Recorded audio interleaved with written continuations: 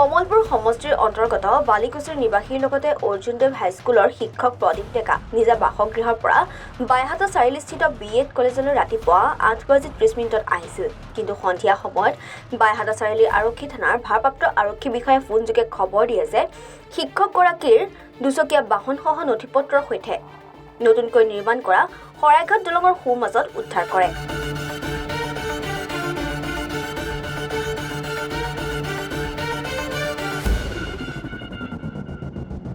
ইপিনে এই খবৰটো পোৱাৰ মাত্ৰকে বালিকুছিৰ প্ৰদীপ ডেকাৰ ঘৰত এক হোৱা-দোৱা পৰিৱেশৰ সৃষ্টি হয়। ইফালে শিক্ষক প্ৰদীপ ডেকা ক'ত অন্তৰ্ধান হৈ আছে সেই সম্পৰ্কে পৰিয়ালৰ লোক অজ্ঞাত।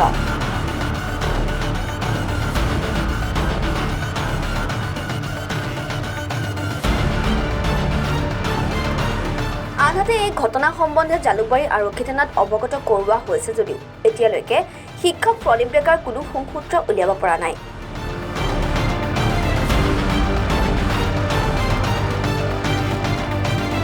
ইপিনে প্ৰদীপ ডেকা অন্তৰ্ধান হৈছে নে কোনোবাই অপহৰণ কৰিছে তাক লৈ সঠিক তথ্য উদ্ঘাটন কৰিবলৈ আৰক্ষীক অনুৰোধ জনাইছে প্ৰদীপ ডেকাৰ পৰিয়ালবৰ্গই।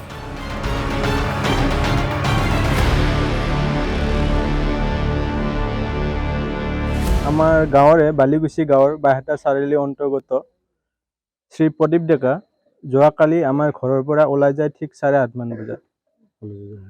তেখেত গৈছে BEd কলেজত। তেওঁ BEd কলেজত যাম বুলি ঘৰৰ পৰা ওলাই গৈছে।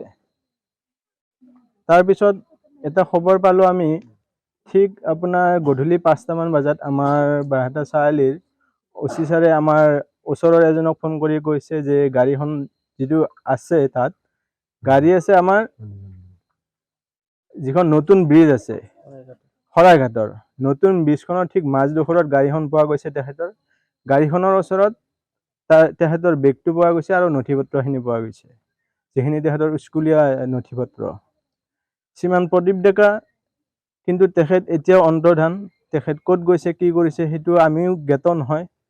এই ক্ষেত্ৰত আমি আমাৰ জালুকবাৰী আৰক্ষী থানাত আমি গৈছোঁ।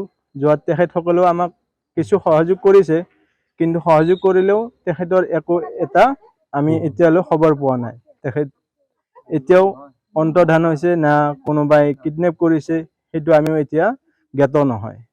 এই ক্ষেত্ৰত ক'ব গৈছোঁ যে তেখেতৰ যিহেতু গাড়ীখন তাত আছে কিন্তু মানুহজন নাই পোৱা, গতিকে আমি পুলিচ প্ৰশাসনক এইখিনি সম্পূৰ্ণ তথ্য জনাবৰ কাৰণে আমি তেখেতসকলক আহ্বান জনাইছোঁ।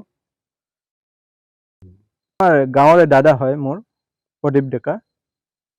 তেখেত এজন BSc টিচাৰ আছিল আমাৰ অৰ্জুনদেৱ হাইস্কুলৰ বালিকুছি গাঁৱৰ।